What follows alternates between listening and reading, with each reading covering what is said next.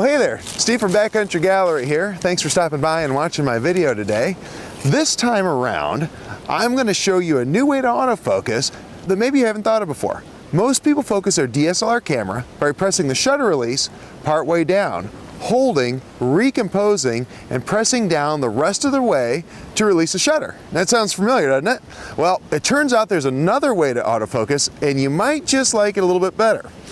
We're going to disable the autofocus function for your shutter release and switch it exclusively to a button on the back of the camera. This completely separates your autofocus function from your shutter release, and it's called back button autofocus. In my opinion, this gives you much more immediate control over autofocus and makes autofocus much easier to manage from shot to shot without having to change everything every time. In fact, I actually can't imagine going back to shutter release autofocus. This is just so much better.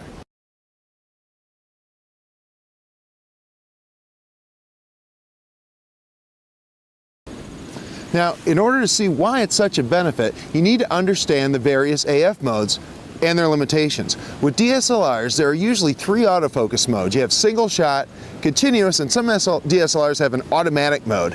Now, sometimes when people hear single or continuous, they actually confuse autofocus with frame advance. Please don't do that. We're referring to the way your autofocus works, okay? Let's look briefly at how these different AF modes work with the normal technique of focusing with the shutter release. Now, with single shot AF, you focus on a spot in the photo, and as long as you keep your finger pressed halfway down on the shutter release, the focus remains locked at that distance, regardless of whether the subject moves in or out of focus or not. Most of the time, this is recommended for stationary subjects, since, if your subject actually moves towards you, away from you, it will actually step out of focus. So how do you solve that? With continuous focus. With continuous AF, as long as you're pressing halfway down on the shutter release, the autofocus will continuously adjust the focus. This is great for moving subjects, like a bird in flight or maybe a coyote walking towards you. Just keep your finger on the shutter release, you keep that pressed halfway down, and as the subject moves towards you, the camera will maintain accurate autofocus, or try to at least. The big downside of this mode, of course, is if your subject isn't on the active AF point, then it's not going to be in focus anymore. So it's kind of hard for stationary stuff sometimes. The third option is a mode on some cameras called AFA or AF automatic. This works like single shot AF most of the time, unless the camera thinks that the subject is starting to move, then it's supposed to switch to continuous focus automatically. Personally, I wouldn't want to lose a shot because the system made an error in judgment, and honestly, I've had that happen before.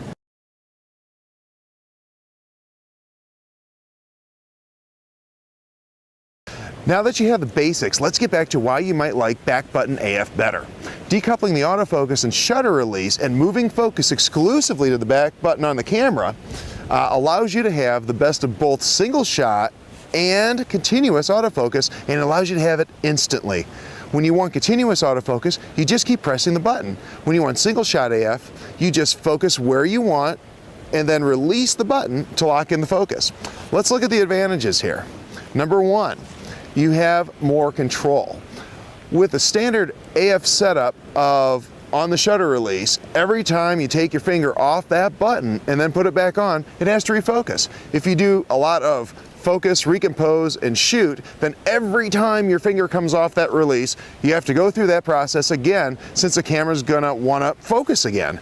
With back button autofocus, you focus once, and when you take your finger off that AF on button or the back button or whatever you're using back there, the focus is locked in.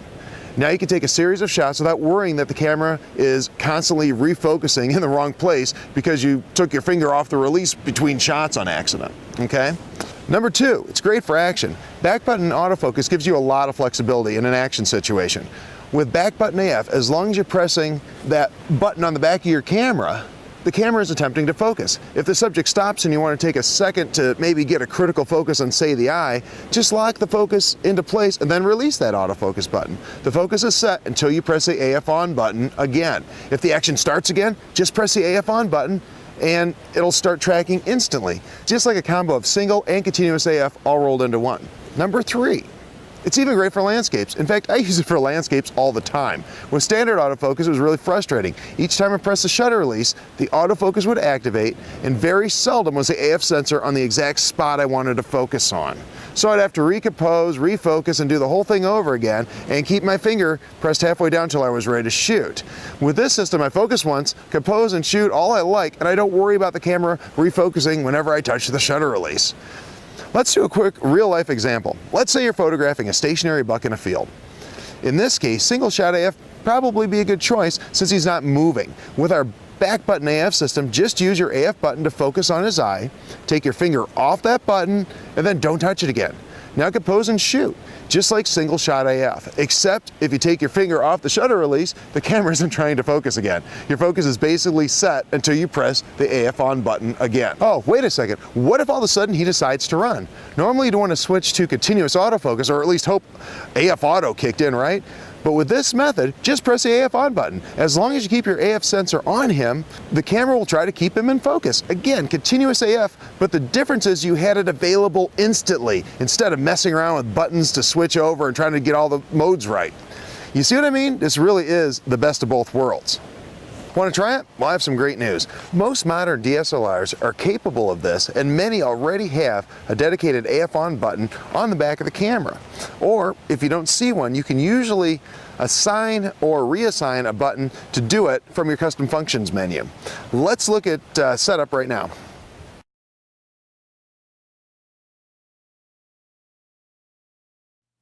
Okay, let's look at how we go ahead and set up our custom functions menu so that we're using back button autofocus. Now I have two different cameras I'm going to show you how to do this on. One is a D800 and it has an AF on button on the back. The other is an older D5000 and it does not have an AF on button. Now unfortunately I'm not going to be able to cover every camera, but hopefully by showing you these two I can kind of point you in the right direction. So let's take a look.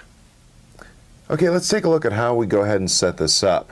Right now we're looking at the info screen on the back of my D800 and you can see it's in AFS mode. I'm going to go ahead and press the button so that's the only thing on the screen.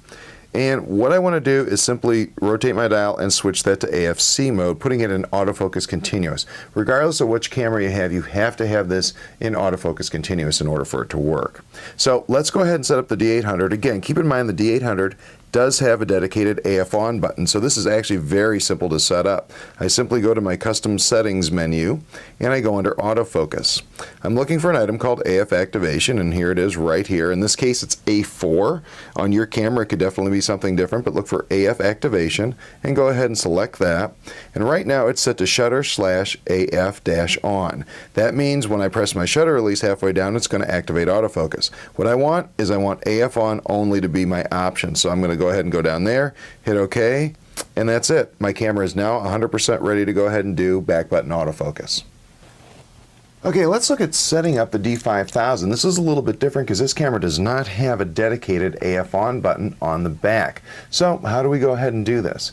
Well, in this particular case, and again your mileage may vary, we need to do the same type of thing. First we need to go to our info screen here and I need to reassign the autofocus. Right now it's on AFA. Don't want it to be there. I want it to be in AFC mode. Again, that's very, very important. If you're not in AFC, this little trick doesn't work at all. So we're going to go ahead and select AFC, and that's a done deal. Now let's go to our menu, and we're going to go to our custom settings again. This time we're going to go down to controls, and we're going to go ahead and select that. And what we're looking for in controls is to assign our AE AF lock button, which it happens to be on right now. I'm going to go ahead and click that. In this case, it's F2. Again, your mileage may vary depending on your camera. What I'm going to do here is go down to AF on, and what I want to do is just go ahead and select that.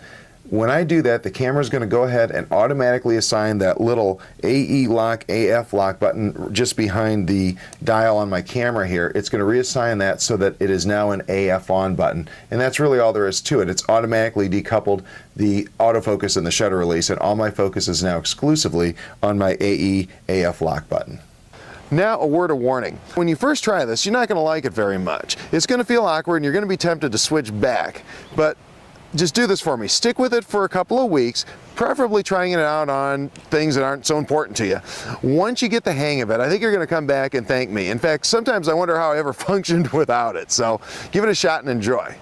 Okay, that's about it for today. If you've enjoyed this tip, I'd really appreciate it if you'd hit the like button below on YouTube and make sure you subscribe to my YouTube channel. Also, make sure you stop out over at my website, backcountrygallery.com. There's an email newsletter there. If you sign up for it, I'll make sure you get all these tips in your email every time they come out. Thanks so much for watching and have a great day.